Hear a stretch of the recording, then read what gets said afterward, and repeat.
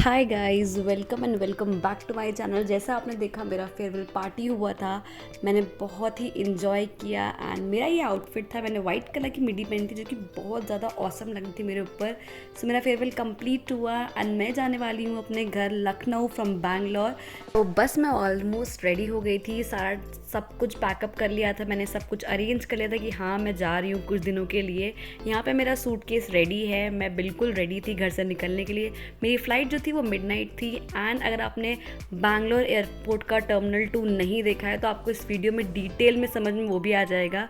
मेरी जो फ़्लाइट थी वो एयर एशिया की थी एंड वो टर्मिनल 2 से थी। गाइस, टर्मिनल 2 इतना ज़्यादा सुंदर है बैंगलोर एयरपोर्ट का, एक बार ज़रूर आप लोग वहाँ पे जाइएगा अगर आप लोग जा रहे हो। ये वहाँ का एंट्रेंस है, एंट्रेंस पॉइंट है बैंगलोर एयरपोर्ट टर्मिनल 2 का, जहाँ पे मोस्टली इंटरनेशनल फ़्लाइट्स जाती हैं और कुछ डोमेस्टिक फ़्लाइट्स भी जाती हैं।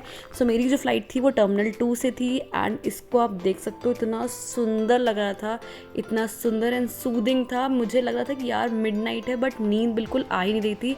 एंड सामने ही एयरपोर्ट के रनवे भी दिख रहा है जहाँ से सारी फ़्लाइट्स उड़ती हुई दिख रही हैं। इतना अमेजिंग एंड ऑसम व्यू था। सो यहाँ पे मुझे वेट करना था क्योंकि मैं बहुत जल्दी आ गई थी। सो मैंने अपना बैग रखवाया एंड अपना चेक इन बैग भी मैंने चेक करवाया एंड देन मैं जाई थी लाउंज एरिया के पास। मैंने वहाँ पे देखे बहुत सारे लाउंज थे बट जो बाहर के काउचेस थे वो भी इतने बेस्ट थे, इतना अमेजिंग इंटीरियर था। एंड यहाँ पे नेचुरल प्लांट्स भी थे, ये आर्टिफिशियल प्लांट्स नहीं है, नेचुरल प्लांट्स है, इतने सुंदर लग रहे थे। It's a best one. And terminal 2 जो है वो टर्मिनल 1 से बहुत ज़्यादा सुंदर है। यहाँ पे बहुत सारी अलग अलग टाइप की चीज़ें हैं, काउचेज़ हैं जहाँ पे लोग रेस्ट कर रहे थे, अलग आउटलेट्स भी हैं। सो बेस्ट ऑप्शन है बैंगलोर एयरपोर्ट 2 का।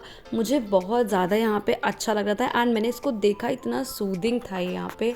Then I was waiting for in the my flight because वो बहुत लेट थी, मिडनाइट की थी तो बहुत लेट हो गई थी। तो मैं बैठ के काउच पे वेट ही करी थी बिकॉज मैं अकेले थी, मुझे अकेले जाना था, मैं अपने घर जाने वाली थी। तो मैं यहाँ वेट करी थी अकेले अकेले एंड देन आफ्टर टाइम मुझे पता चला कि मेरी जो फ़्लाइट है वो गेट नंबर D7 से है। सो मैं D7 के पास पहुँच रही थी, ये है D7 जो कि मेरा गेट नंबर है। यहाँ पे मैं पहुँची एंड देन कुछ टाइम बाद हम लोग फ़्लाइट में जाने वाले थे। सो मैं यहाँ पे फ़्लाइट में जा रही हूँ। मेरी फ़्लाइट जो थी वो एयर एशिया की थी, मैं फ़र्स्ट टाइम एयर एशिया से ट्रैवल कर रही हूँ। बेस्ट है, अच्छा है, अफोर्डेबल भी लगी मुझे, कोई प्रॉब्लम नहीं लगी मुझे फ़्लाइट में, ऑसम फ़्लाइट है। ये फ़्लाइट का व्यू था, मेरी जो सीट थी वो विंडो सीट थी। सो मैं आराम से सोते सोते आई हूँ लखनऊ तक बिकॉज मिडनाइट में पूरा स्लीप नहीं हो पाया मेरा। यहाँ पे मेरी फ़्लाइट जो थी वो उड़ने जा रही थी, मैं घर जाने की इतनी एक्साइटमेंट थी मुझे बिकॉज़ ये सरप्राइज़ विज़िट था। मैंने अपने पेरेंट्स को नहीं बताया हुआ था, मैंने मम्मी पापा को नहीं बताया हुआ था। एंड देन यहाँ पे मैं अपने लखनऊ पहुँच गई, लखनऊ एयरपोर्ट, बिकॉज़ कोई मुझे पिक करने नहीं आया था, बिकॉज़ किसी को पता ही नहीं था कि मैं आने वाली हूँ घर।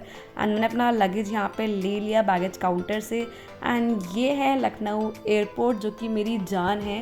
एंड इसके सामने ही था मेट्रो स्टेशन जिससे ही मैं घर जाने वाली थी बिकॉज़ मेरे घर के बहुत पास ही मेट्रो है तो मैं वहाँ से जा सकती हूँ आराम से। देन मैं मेट्रो में आ गई थी, पूरी मेट्रो ऑलमोस्ट खाली थी बिकॉज़ जो एयरपोर्ट है वो लास्ट मेट्रो स्टेशन है एंड वहाँ से स्टार्ट ही हो रही थी मेट्रो क्योंकि हमें घर के जाने के पास।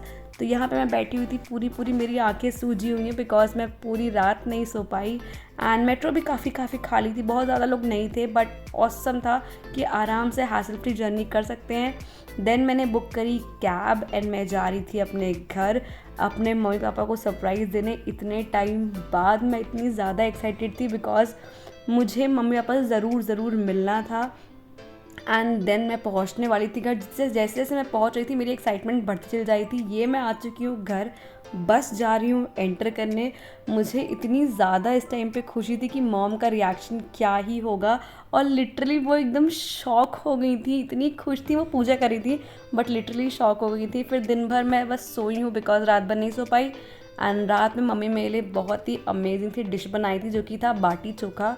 मुझे बहुत पसंद है। अगर आप लोगों ने सुना होगा लिट्टी चोखा लोग कहते हैं, बाटी चोखा कहते हैं, मेरी मम्मा घर पे ही बनाती हैं, जो कि मुझे बहुत पसंद है। मैं और मेरा भाई बस वेट कर रहे थे कि भाई ये कब बन जाए और कब हम लोग इसको खा लें, क्योंकि मैं बहुत टाइम बाद मेरे भाई से मिली। हम लोग इतना ज़्यादा इन्जॉय करें। देन यहाँ पे बस बन ही रहा था, ऑलमोस्ट डन हो गया था।